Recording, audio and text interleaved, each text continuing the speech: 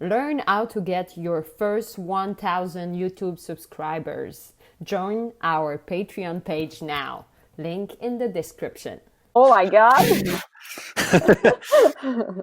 So this is my Mad Hatter puppet. Let's see if I. Oh, that's right. Yeah, that's right. Different. From the Alice in Wonderland production.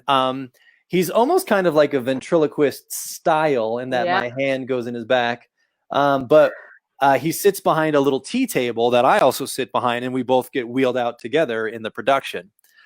His eye, it's funny, the foam has shifted slightly, and he's been used a lot, and so his eye focus is not quite right anymore. it was, and then no, it's this one. This one.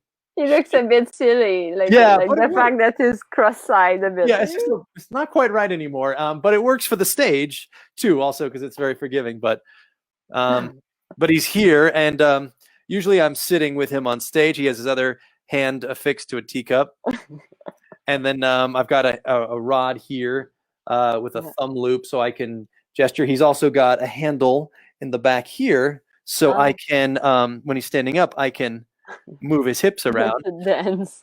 And then he's also got foot controls. So a lot, he'll actually he has this scene, and then he has a big song, and he actually stands on the table and is dancing for a while. Well, I can't quite get that angle right, but he's up there. But anyway, like he shows up to Alice, and then he's like, "Well, hello, my dear. I'm the Mad Hatter. Won't you join me for what is going to be the most beautiful tea party on the most glorious day in all of Wonderland?"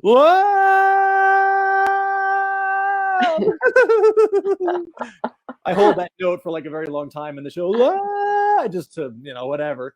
But he's silly, and he'll gesture and be like, like, what will he say? He'll say things to Alice. "You're crazy, Alice." I don't actually say you're crazy, but I have fun, and we talk to her, and he's fun. I love his hair. What is your hair? A little man? No, it's feathers. It's feathers.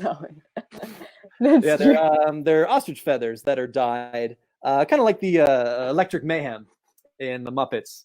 But his, again, it's a similar Muppet style. It's fleece, nylon fleece, or it used to be called Antron.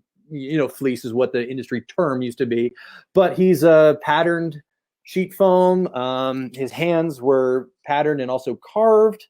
But yeah, he's covered in fleece, and he's got a lot of he's got chin definition here, and the inside of his hands are actually carved as well, so he's got a lot of definition there. Knuckles. And I spent a lot of time on him because he was kind of our puppet that we used to pitch the project, and then also kind of market everything in the beginning. And when we meet children after the show, Alice will be there, and then I'll have him and like, "Well, hello, oh, what a nice handbag you have," I just talk to their families and people and things like that. The character have a clown side, so it could be really like good to bring to children. Exactly. But we have an amazing costumer that you can see it's corduroy with sequins. His jacket, it's the most interesting find that our costumer had. So he's a fun puppet.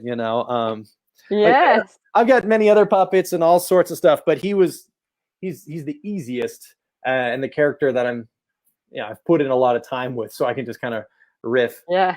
Otherwise the other puppets have to be like bolted or assembled or wheeled in.